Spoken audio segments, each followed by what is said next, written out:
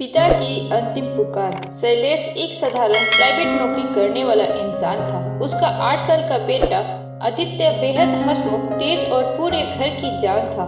एक शाम शैलेश ऑफिस से लौटा तो आदित्य थोड़ा गर्म लग रहा था। पत्नी ने कहा, हल्का बुखार है, दवा दे दी है। शैलेश ने मुस्कुराकर बेटे के सिर पर हाथ फेरा। 2 दिन में ठीक हो जाएगा, लेकिन यह सिर्फ शुरुआत थी। अगले दिन बुखार और बढ़ गया और तीसरे दिन आदित्य अचानक जमीन पर गिर पड़ा। आंखें उलट गई, सांसें अटकी महसूस होने लगी। पत्नी चीख पड़ी। शैलेश पागलों की तरह बेटे को गोद में लेकर अस्पताल भागा। डॉक्टरों ने तुरंत उसे आईसीयू में लिया। जांच के बाद डॉक्टर बाहर आया। बच्चे को तेज बुखार के कारण दिमाग पर असर पड़ा है, हमें तुरंत इलाज शुरू करना होगा। शैलेश की दुनिया अचानक रुक गई। वह बेटे का हाथ पकड़े आईसीयू की कांच की खिड़की के पास खड़ा होने लगा, पर हालात और बिगड़ती चली गई। बच्चे का शरीर ठंडा हो रहा था, दिमाग पर सूजन बढ़ रहा था, दिल की धड़कन धीमी हो रही थी। और 5वें दिन डॉक्टर ने धीमी आवाज में कहा, अब दुआ ही है, हम कोशिश कर रहे हैं, पर उम्मीद बहुत कम है। पत्नी रो रो कर बेसुध हो गई। शैलेश अस्पताल की दीवार से टिक कर गिर पड़ा। भगवान, अगर कुछ करना है तो कर दो, वरना मेरी दुनिया उजड़ जाएगी। 7 दिन बीत गए। आदित्य आईसीयू के बिस्तर पर निर्जीव पड़ा था।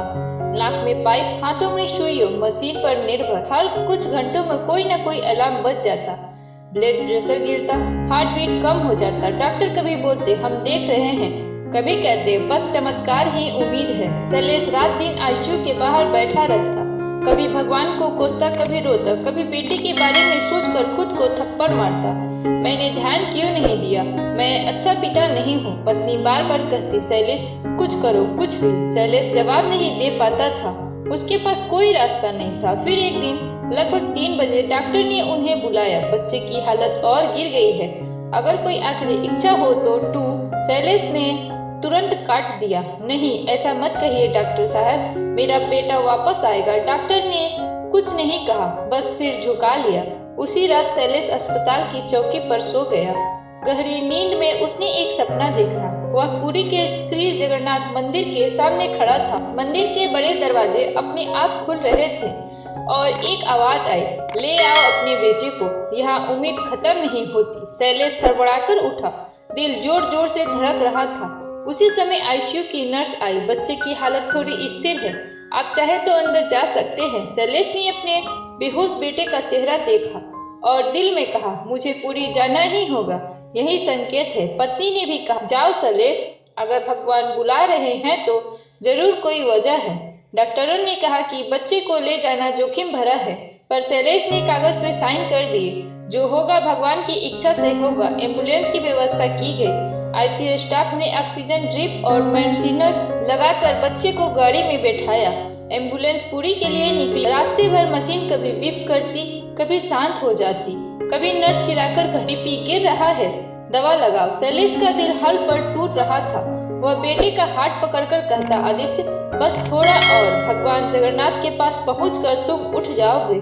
6 घंटे की यात्रा 6 साल जितनी भारी थी। एम्बुलेंस पहुंचते पहुंचते सुबह होने लगी। पूरी श्री मंदिर के शंख और घंटियों की आवाज दूर से आ रही थी। भगवान जगन्नाथ के द्वार को देखते ही शैलेश रो पड़ा, घुटनों पर बैठ गया। प्रभु, मैं अपने बेटे को लेकर आ गया, अब उसे बचा लो।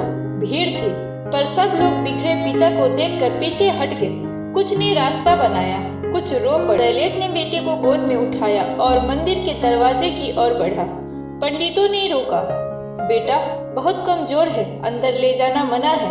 शैलेश टूट गया, प्रभु, मेरे बच्चे की जिंदगी दाव पर है, अगर किसी के दरवाजे में मुझे नहीं घुसने दिया तो मैं कहाँ जाऊंगा। भगवान का नाम सुनते ही पंडित पिघल गए। उन्होंने कहा, जगन्नाथ दया के सागर हैं, ले आइए। शैलेश कांपते कदमों से गर्भगृह के बिल्कुल सामने जाकर बैठ गया। बेटे को अपनी गोद में रखा और खूब रोते हुए बोला, प्रभु, सोचिए, यह बच्चा आपकी ही देन है, अगर इसे जगन्नाथ ने बनाया है तो जगन्नाथ ही इसे वापस जीवन दे। पूरा मंदिर शांत हो गया, बस शंख की ध्वनि गूंज रही थी। मन ऐसा लग रहा था जैसे भगवान खुद सुन रहे हों। अचानक मंदिर के अंदर से भव्य आरती शुरू हुई। ढोल, घंटियां, शंख, पूरा वातावरण कंपन कर रहा था। उसी पल एक अजीब बेहद ठंडी हवा शैलेश और उसके पिता के पास से गुजरी। ऐसी हवा जैसे किसी ने अपने हाथों से आशीर्वाद दिया हो। शैलेश ने बेटों की उंगलियों पर हाथ रखा। उसे हल्की सी हरकत महसूस हुई। वह घबरा गया। आदित्य, बच्चे की पलकें थरथराई। धीरे धीरे उसकी आंखें खुलने लगी। बच्चे ने बहुत धीमी आवाज में कहा, पापा, मुझे कोई छू कर गया, बहुत अच्छा लगा। शैलेश चिल्ला उठा, मेरे बेटे को होश आ गया। लोग जोर से बोले, जय जगन्नाथ। एक पिता रोते हुए बोला, यह भगवान जगन्नाथ का चमत्कार है। अस्पताल पहुंचते ही डॉक्टरों ने बच्चे की जांच की। रिपोर्ट देखकर डॉक्टरों के चेहरे का रंग बदल गया। मेहमान, डॉक्टर ने पूछा, यह बच्चा इतने घंटे कोमे में था, फिर यह कैसे? डॉक्टर ने धीमे कहा, मेडिकल साइंस के हिसाब से यह असंभव है, पर कुछ तो हुआ है, कुछ ऐसा जो हमारे नियंत्रण में नहीं। शैलेश इतना ही बोला, भगवान ने छू दिया था डॉक्टर साहब, उन्हें मैं कैसे समझाऊं जो नहीं मानते। डॉक्टर बस शैलेश का चेहरा देखते रहे, जो कह नहीं पाए। 2 दिन बाद आदित्य आईसीयू से बाहर था। 1 हफ्ते बाद बिल्कुल सामान्य, अपनी वही मुस्कान, वही शरारतें। शैलेश उसे फिर श्री मंदिर लेकर गया, इस बार श्रद्धा, आभार और अश्रु से भरे मन के साथ। उसने भगवान के सामने हाथ जोड़े, प्रभु, आपने सिर्फ मेरे बेटा नहीं लौटाया, मेरी जिंदगी लौटाई है।